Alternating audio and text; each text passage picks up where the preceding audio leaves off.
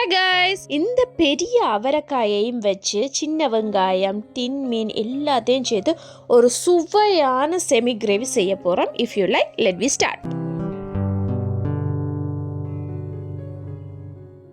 இந்த அவரைக்காயை குட்டி குட்டியாக வெட்டி எடுக்கணும். கழுவிட்டு இதில் வார சைட்டில் வார நேர் கொஞ்சம் மொத்தமானதாக இருக்கும். ஸோ நாங்கள் குட்டி குட்டியாக வெட்டி தான் எடுக்க வேணும்.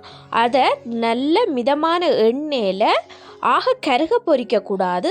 சாதுவாக ஒரு 90 வீதம் பொரித்து எடுக்க வேணும்.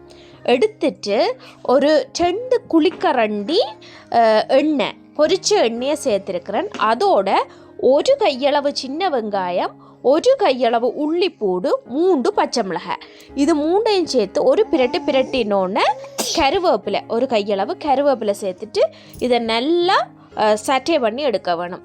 அதோட ஒரு தக்காளி பழம், இந்த தக்காளி பழம் நல்லா மசிஞ்சு வர வரைக்கும் குக் பண்ணணும். இதுண்ட ஹைலைட்டே முழுசாக இருக்கிற வெங்காயம், உள்ளிப்பல்லு, பச்சை மிளகாய் தான். அதுண்ட டேஸ்ட்டே சூப்பராக இருக்கும். 1/2 டீஸ்பூன் மஞ்சள் தூள், 1.5 மேசக்கரண்டி ஜஃப்னா கறித்தூள், ஒரு வாசத்துக்காக வேண்டி கரம் மசாலா, இது ஆப்ஷனல் தான், கட்டாயம் சேர்க்கணுமன்ற தேவை இல்லை. அதோட நல்ல திக்கான பழப்புளி 3 மேசக்கரண்டி, அதையே அலசி ஒரு 2 கப் அளவில் தண்ணி சேர்த்துருக்கிறேன். இதோட 1 டீஸ்பூன் கல்லுப்பும். இது நல்லா கொதிச்சு வத்தி வர வேணும், நல்லா கொதிச்சு வத்த வேணும். அப்போ தான் நாங்கள் சேர்த்த பவுடர்கள் எல்லாமே வெந்து வரும். அதோட இந்த மாதிரி பொரிச்சு வைக்கணும். ஒரு 90 வீதம் நல்லா பொரிஞ்சிருக்கணும். அதுக்காக வேண்டி நல்ல கலர் மாதிரி கருக பொறுக்கக்கூடாது. இந்தளவு பொரிச்சா காணும். இதை சேர்த்துட்டு இதோட இந்த பொரிச்ச ஐட்டங்களை சேர்க்கைக்குள்ள கன நேரம் பிரட்டக்கூடாது. சாதுவாக கலந்து விட்டுட்டு நான் ஒரு டின் மீன் எடுத்திருக்கிறேன்.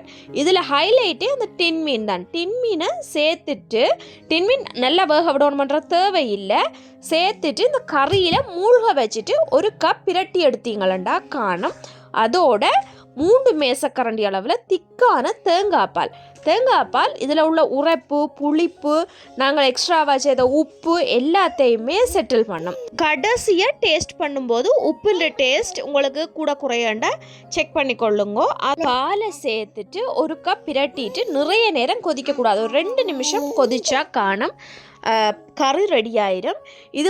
இதில் அந்த அவரைக்காய் இருக்கிறதே தெரியாது. நான் டின் மீன் குழம்புன்னு நினச்சி தான் சாப்பிடுவோம். பட் இதில் அவரைக்காய் டேஸ்ட் அப்படி இருக்கும். இதோட நல்ல சுட சுட சோறு வச்சு சாப்பிட்டீங்கன்னா சூப்பராக இருக்கும். இன்னும் ஒரு வீடியோவில் பார்ப்போம்.